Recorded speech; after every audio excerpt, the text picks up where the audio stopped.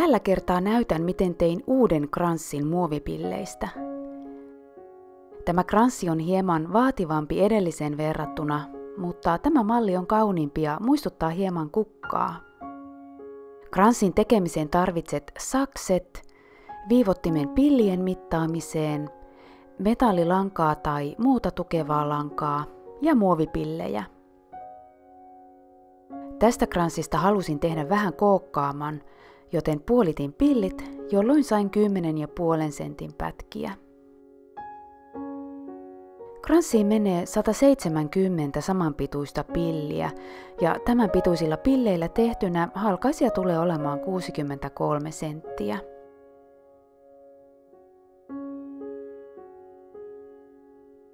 Kranssin pohja valmistetaan 10 osasta ja yhteen osaan menee 12 pilliä ja 2 metriä lankaa. Pujota 3 pilliä lankaan ja sido lanka napakalle solmulle.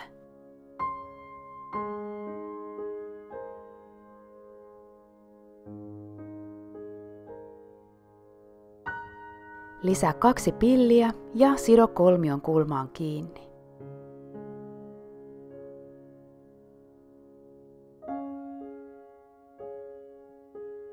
Lisää taas 2 pilliä ja sido kulmaan kiinni.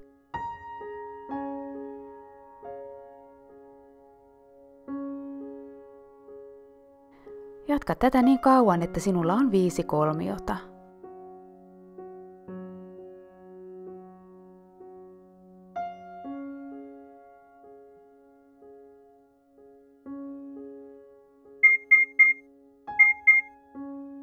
Lisää viimeinen pilli ja pyöräytä lanka kiinni lähtöpisteeseen, jossa sinulla on vielä langanpätkä jäljellä. Sido napakalle solmulle. Nyt sinulla on pyramidi ja 2 siivekettä. Pujota lanka 1 pillin verran siivekkeen päähän ja sido siivekkeet yhteen.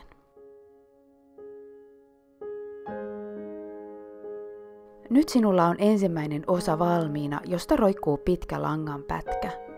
Älä katkaise lankaa, koska tarvitset sitä vielä. Kun olet saanut kaikki 10 osaa tehtyä, sidotaan ne toisiinsa kiinni. Seuraavassa vaiheessa on tärkeää huomioida langan suunta. Jokaisessa osassa on pitkä lanka, jolla se sidotaan seuraavaan osaan kiinni. Osat asetellaan siten, että lanka tulee jatkoksi seuraavaa osaa varten.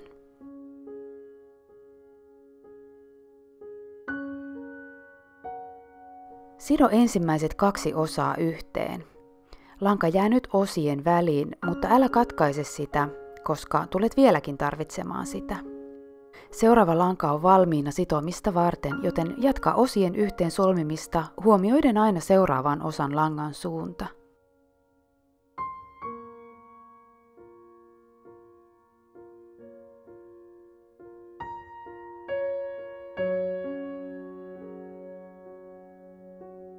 Kun olet saanut kaikki 10 osaa kiinnitettyä, solmi vielä viimeinen ja ensimmäinen osa yhteen niin, että saatte renkaan. Nyt kranssin pohja on valmis. Seuraavaksi pujotellaan osien välissä oleva pitkä lanka osan kulmasta ulos. Tämän vaiheen voisi myös tehdä samalla, kun sitoo osat kiinni toisiinsa.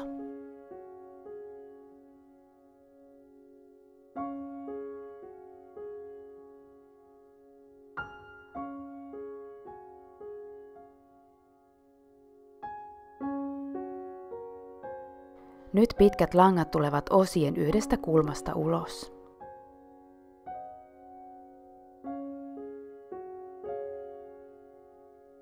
Lisää seuraavaksi 2 pilliä lankaan ja sido lanka osien väliin.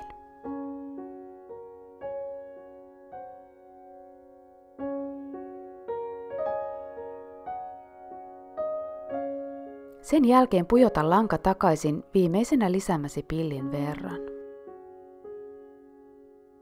Pujota 1 pilli lankaan ja kiinnitä se seuraavan osaan siihen kulmaan, jossa sen osan pitkä lanka on.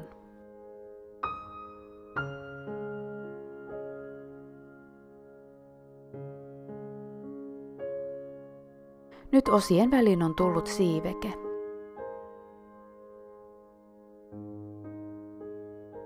Valitse seuraavan osan kulmasta pidempi lanka ja pujota taas 2 pilliä siihen. Sido taas osien väliin ja pujota lanka takaisin 1 pillin matkan.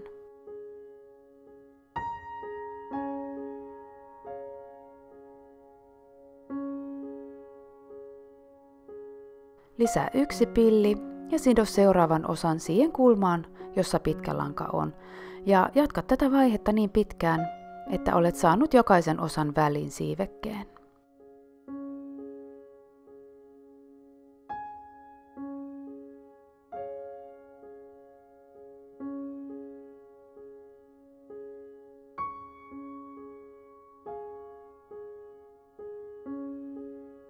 Loppu valmistuukin helposti. Tuetaan kranssia vielä 1 pilli kerrallaan kranssin keskiosasta. Samalla saadaan täydennettyä kuviota.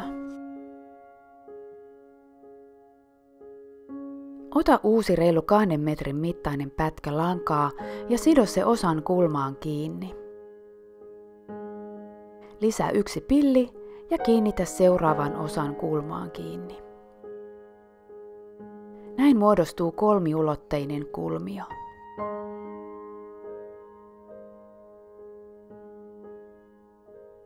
Tätä jatketaan taas koko kranssin matkan.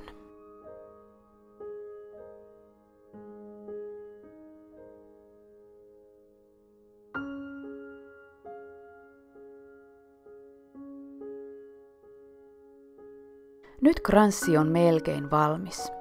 Se vaatii vielä lisää tukea, joten kiinnitetään takapuolelle vastaavalla tavalla pillit osien väliin. Eli tehdään sama juttu vielä takapuolelle kuin miten sidottiin etupuolen pillit. Jäljellä oleva lanka on helppo pujottaa pystypillin kautta takapuolelle ja siitä on helppo jatkaa pillien lisäämistä.